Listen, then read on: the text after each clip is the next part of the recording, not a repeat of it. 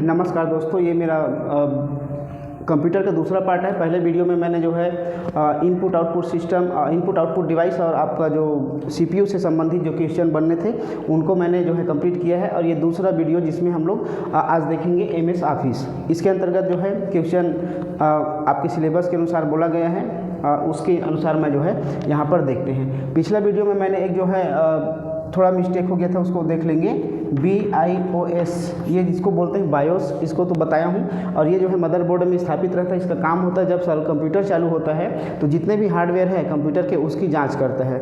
इसका पूरा नाम जो है थोड़ा सा मिस्टेक हो गया था, बेसिक इनपुट आउटपुट सिस्टम इसका पूरा नाम है। और मैं जो है पिछला वीडियो में इसको डिवाइस बोल दिया था, तो सिस्टम है, ये याद रखेंगे बस। अब अगला देखते हैं हम लोग आज का जो कंप्यूटर का पार्ट है एमएस ऑफिस। इसको शॉर्ट में एमएस ऑफिस बोलते हैं, पूरा नाम माइक्रोसॉफ्ट ऑफिस। इसका उपयोग देखते हैं। माइक्रोसॉफ्ट ऑफिस क्या है? तो माइक्रोसॉफ्ट ऑफिस एक प्रकार का जो है सॉफ्टवेयर है, याद रखेंगे। माइक्रोसॉफ्ट ऑफिस क्या है? एक एप्लीकेशन प्रोग्राम है, ठीक है।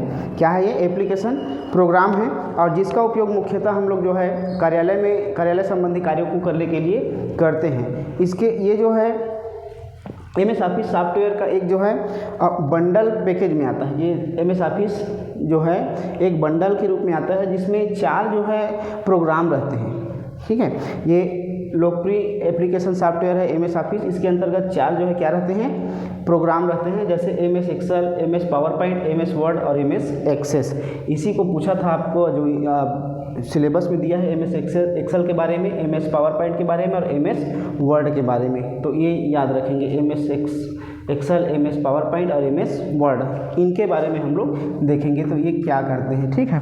चलो चलते हैं। पहला है हमारा एमएस एक्सेल। एक्सेल में क्या किया जाता है? तो ये जो है प्रोग्राम गणितीय क्रियाओं संबंधी जो है गणना करने के लिए कार्य में लिया जाता है। पहला चीज़ एमएस एक्सेल का क्या करता है? तो जितने भी गणितीय संबंधी कार्य करते हैं, गणना संबंधी या अंकीय डाटा जो रहता है उसको जो है इसमें किया जाता है। इसमें क्या क्या होता है? तो ये एमएस जो एक्सेल होता है उसमें जो है कॉलम होते हैं और रो होता है, ये याद रखेंगे। कॉलम और रो से मिलकर के ये बना होता है। पूछा जाता है एक्सेल में क्या चीज़ मिल करके बनते हैं? तो ये कॉलम और रो से मिल करके बना होता है। इसको हम लोग क्या कहते हैं? वर्कशीट कहते हैं, याद रखेंगे। इसको स्प्रेडशीट या वर्कशीट कहा जाता है, जहाँ एक्सेल में कार्य करते हैं। अब इसमें नाम याद रखेंगे, वर्कबुक या वर्कशीट किसे कहते हैं? तो वर्कशीट या स्प्रेडशीट नाम याद रखेंगे, स्प्रेडशीट, या इसी को क्या कहते हैं? वर्कशीट या स्प्रेडशीट। वर्कशीट या स्प्रेडशीट क्या है? तो ध्यान रखेंगे, वर्कशीट या स्प्रेडशीट एक ही नाम है, जहाँ पर हम जो कंप्यूटर में जो है जहाँ सब एक्सेल में कार्य करते हैं और जो अनेक सेल का एक समूह होता है। जैसे देखिए ये सब सेल है, ये सब जो डब्बा है वो सब सेल कहलाता है, ठीक है। इसमें जो है डाटा अंकित किया जाता है। तो वर्कशीट और स्प्रेडशीट क्या है? जहाँ पर हम लोग वर्क करते हैं वो वर्कशीट या स्प्रेडशीट कहलाता है। और ये जो है सेलों का समूह होता है, बहुत सारा सेल रहते हैं, इसमें छोटे छोटे डब्बा है, ये सेल्स हैं। सेल्स में डाटा रखा जाता है और प्रोसेस किया जाता है, ये याद रखेंगे। तो वर्कशीट क्या है? जहाँ पर हम कार्य करते हैं एक्सेल में, वो वर्कशीट या स्प्रेडशीट कहलाता है। इसमें और एक चीज़ आता है वर्कबुक, याद रखेंगे इसमें वर्कबुक। तो वर्कबुक क्या है?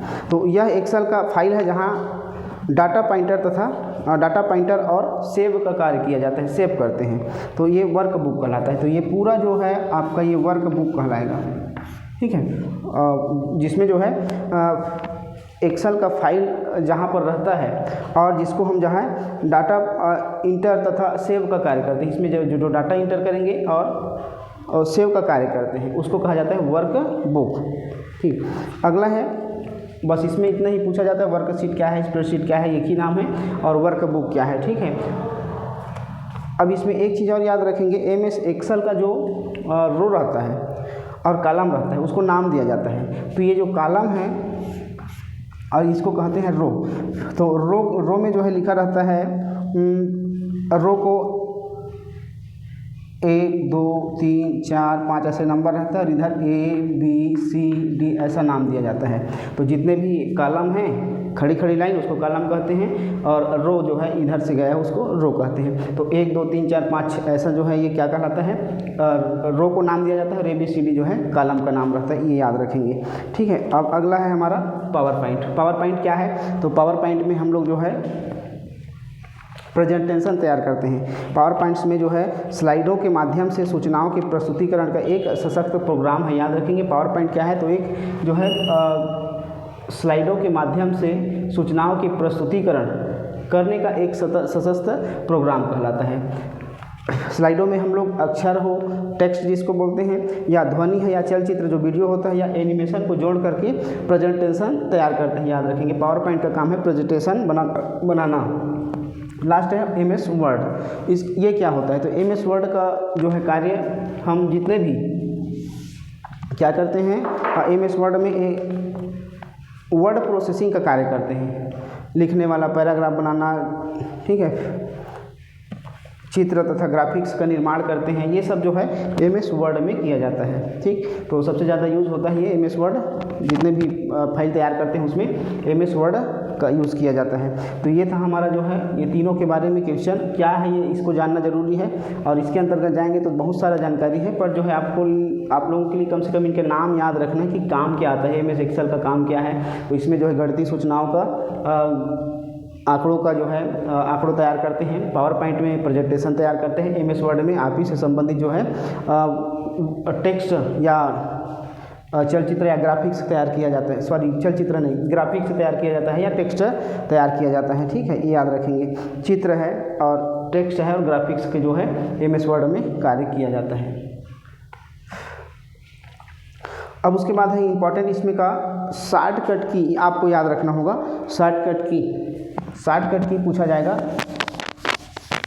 क्वेश्चन वहीं से ज़्यादा बनते हैं, तो ध्यान रखेंगे। शॉर्टकट की में बहुत सारा है, पर मुख्य मैं बताते जा रहा हूँ, ध्यान रखना। जैसे कि हम लोग जो है CTRL इसको पढ़ते हैं, कंट्रोल बटन रहता है कीबोर्ड में, कंट्रोल प्लस N, और ये सब कंट्रोल प्लस O, पूरा नहीं लिख रहा हूँ, ध्यान रखेंगे। कंट्रोल प्लस O है, N है, लाइन से लिखेंगे, पूरा जो है एक बार में हो जाएगा। ये CTRL प्लस N ऐसा दिया रहेगा। कंट्रोल प्लस N का काम क्या है, N है, O है, S है, P है, X है, C है, V है, B है, I है, U है और R है, उसके बाद L है, फिर E है।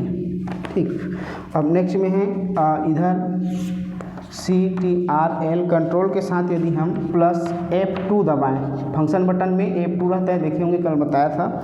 उसके बाद F7 है, मात्र F7 ना, कंट्रोल के साथ नहीं, F5 है और F2 है। इन सब का काम हमको जानना जरूरी है। ये शॉर्टकट कीज है इंपॉर्टेंट, जो अभी तक व्यापक जो है बार बार पूछते आ रहा है। ठीक है, तो हम लोग इसके अंतर्गत देखेंगे कि कंट्रोल प्लस N दबाने से क्या होता है। तो कंट्रोल प्लस N दबाने से हमारा नया डॉक्यूमेंट खुलता है। ठीक है, नया डॉक्यूमेंट खुलता है। नया डॉक्यूमेंट खोलने के लिए शॉर्टकट की बताइए, तो कंट्रोल प्लस N है। जब माउस काम ना कर रहा हो, या फिर जो है माउस से हमको काम ना कराना हो, जल्दबाजी में शॉर्टकट की का प्रयोग करना है, तो क्या करते हैं, कीबोर्ड से ही शॉर्टकट की यूज़ करते हैं। तो कंट्रोल प्लस N का मतलब होता है नया डॉक्यूमेंट खोलना, O का मतलब होता है ओपन, और ओपन का मतलब होता है कि पुराने जो सेव किए हैं उस डॉक्यूमेंट को खोलना। तो control plus O, control plus N याद रखेंगे। कंट्रोल प्लस N मतलब नया डॉक्यूमेंट खोलना, कंट्रोल प्लस O मतलब पुराना डॉक्यूमेंट खोलना। कंट्रोल प्लस S दबाएंगे तो क्या हो जाएगा, जो डॉक्यूमेंट हम तैयार किए वो सेव हो जाएगा। सेव करने के लिए कंट्रोल प्लस S। P का मतलब होता है कंट्रोल प्लस P दबाएंगे तो प्रिंट हो जाएगा। ये सब में कंट्रोल जोड़ना है ना, control O, control S, control P, control S, X, C, सब में जो है कंट्रोल जोड़ते जाएंगे। ठीक है, अब इसमें OS हो गया, P हो गया प्रिंट के लिए, X का मतलब होता है कट करना, और C का मतलब होता है कंट्रोल प्लस C दबाएंगे तो कॉपी हो जाएगा। कंट्रोल प्लस V दबाएंगे तो पेस्ट हो जाता है। कोई भी जो है चीज़ को यदि हमको पेस्ट करना है तो V दबाएंगे कंट्रोल के साथ, और कोई भी जो लाइन लिखे हैं उसको यदि हमको क्या करना है, बड़ा अक्षर में करना है तो Ctrl+B दबाएंगे तो बोल्ड में हो जाएगा, बड़ा हो जाएगा, और Ctrl+I करेंगे तो इटैलिक हो जाएगा, तिरछा हो जाएगा। अक्षर तिरछा करने के लिए Ctrl+I ऐसा पूछा जाता है। और V दबाएंगे U दबाएंगे तो क्या होगा, Ctrl+U दबाएंगे तो अंडरलाइन आ जाता है, जो लिखावट है उसके नीचे में अंडरलाइन आ जाएगा। उसके बाद R का मतलब होता है लेफ्ट, R का मतलब होता है राइट साइड, मतलब दायां साइड हमको खसकाना है, ठीक है, तो Ctrl+R दबाएंगे। और लेफ्ट साइड जो है खसकाना है तो क्या करेंगे, Ctrl+L दबाएंगे। उसके बाद है Ctrl+E दबाएंगे तो अलाइनमेंट, मतलब ये सेंटर में आ जाता है। प्रश्न आता है इससे, इंपॉर्टेंट है ये सभी, अलाइनमेंट करना है हमको, ठीक है, तो क्या करेंगे, सेंटर अलाइनमेंट इसको कहते हैं। तो Ctrl+E दबाएंगे तो सेंटर अलाइनमेंट होगा, बीच में आएगा। Line left alignment, right alignment ऐसा बोला जाता है। तो राइट अलाइनमेंट, लेफ्ट अलाइनमेंट और सेंटर अलाइनमेंट, तो ये नाम याद रखेंगे। राइट आर मतलब दिया रहेगा, Ctrl+R मतलब उसको राइट साइड खसकाना है, लेफ्ट दिया है तो लेफ्ट साइड, और ई मतलब होता है अलाइनमेंट सेंटर में करना है, ठीक है। अब इधर देखते हैं Ctrl+F2 का काम क्या होता है। तो Ctrl+F2 यदि दबाते हैं तो हमारा जो है प्रिंट प्रीव्यू खुल जाता है। Ctrl+F2 में Ctrl+F2 दबाने से भी प्रिंट प्रीव्यू खुलता है, अर्थात इसका मतलब ये हुआ कि जो हम डॉक्यूमेंट प्रिंट कर रहे हैं उसको प्रिंट से पहले यदि देखना है तो कौन सा शॉर्टकट की दबाते हैं, Ctrl+F2 दबाते हैं, ये याद रखेंगे। F7 में स्पेलिंग चेकिंग और ग्रामर चेक किया जाता है। F5 में रिफ्रेश मारा जाता है, जो कोई भी हम विंडो खोले हैं उसको हम क्या करेंगे, रिफ्रेश करेंगे, तो F5 दबाएंगे शॉर्टकट की में। कंट्रोल नहीं रहेगा ना इसमें, याद रखेंगे, केवल F7, F5 और F2 का काम बताओ कहेगा। Ctrl+F2 में क्या होता है, प्रिंट प्रीव्यू मतलब प्रिंट से पहले देखना, और F7 में क्या होता है, स्पेलिंग चेकिंग, और F5 में क्या होता है, F5 में हम रिफ्रेश मारते हैं, और F2 में क्या होता है, सेव अस डायलॉग बॉक्स खोलने के लिए शॉर्टकट की है हमारा F2। तो ये कुछ महत्वपूर्ण इंपॉर्टेंट जो बार बार व्यापम अभी तक के जो शॉर्टकट की के अंतर्गत इतने में से पूछते आ रहे हैं, तो एक बार इसको ज़रूर देख लेंगे। अब ये मेरा कंप्यूटर का लास्ट वीडियो था। जो कंप्यूटर से तो वैसे क्वेश्चन बहुत सारे हैं, पर कितना क्वेश्चन कर पाओगे, और यदि जो चलाते हैं थोड़ा बहुत जानकारी रखते हैं वो क्वेश्चन देख करके आसानी से बना सकते हैं। बाकी नए जो पहली बार कंप्यूटर पढ़ रहे हैं या नहीं चलाए हैं उनके लिए बहुत ज़्यादा थोड़ा सा दिक्कत है, एक तैयारी नहीं हो पाएगा। इसलिए आप लोग जो है ज़्यादा से ज़्यादा जीके पोर्शन और गणित और जो रीजनिंग है उस पर जो है विशेष ध्यान दीजिए, क्योंकि एडमिट कार्ड भी आ गया है और 4-5 दिन बचे हैं आप लोगों के लिए तैयारी करने के लिए। तो ज़्यादा से ज़्यादा जो क्वेश्चन है जीके का और जो पढ़े हैं उसी को रिवाइज करते जाइए, और गणित और रीजनिंग जो कि लास्ट टाइम में रहता है उसको एक बार देखिए। करंट अफेयर्स का जो है कुछ इंपॉर्टेंट जो मेरे वीडियो में है या अन्य जो माध्यम होगा आपके पास उसके माध्यम से जो है एक बार ज़रूर रिवाइज कीजिए, क्योंकि नए क्वेश्चन आएंगे तो दिक्कत होता है। अगला वीडियो मेरा रहेगा हम लोग जो है रणनीति कैसे बना के जाएं, एग्ज़ाम में रणनीति किस प्रकार से बना कर जाएं ताकि हम अच्छे से अच्छे मार्क्स ला सकें। इस पर जो है एक वीडियो बनाऊंगा। बाकी जो है आप लोग अपना तैयारी करते रहिए। Best of luck, thank you.